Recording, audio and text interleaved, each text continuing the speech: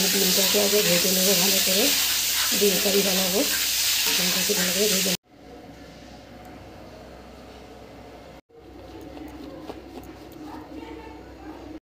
পেঁয়াজগুলো দিয়ে দেবো।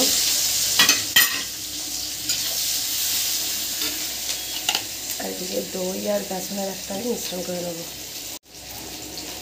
দই আর বেসনের একটা মিশ্রণ করে নিয়েছি।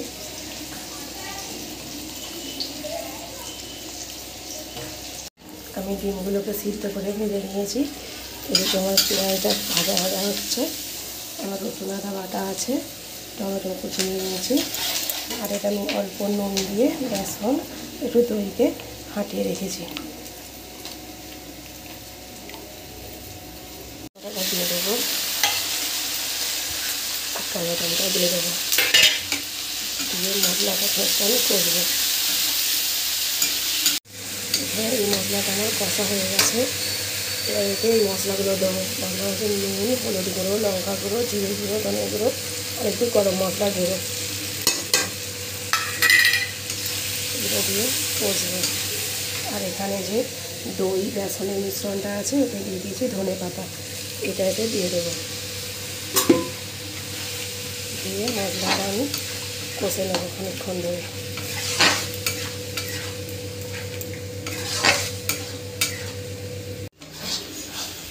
মশলাটা এরকমভাবে কষা হয়ে গেছে। এবার আমি দিয়ে দেবো পরিমাণ মতো জল। এতে একটু জল দিয়ে দেবো, আর একটু জল দেবো। মশলাটা আমার অলরেডি ফুটছে। আমি ডিমগুলো দিয়ে দেবো একটা একটা করে।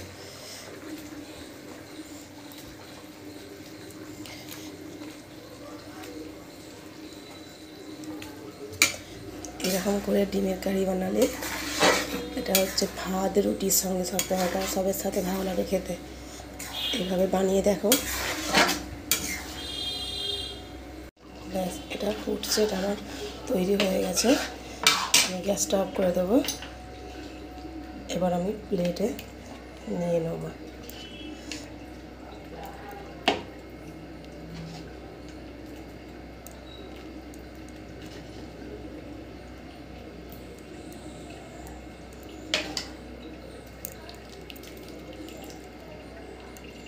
আমি প্লেটে নিয়ে নিয়েছি।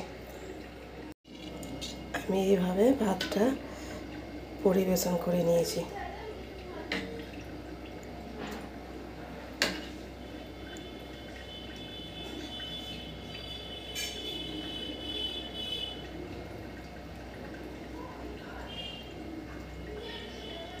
এইভাবে আমি পরিবেশন করে নিয়েছি।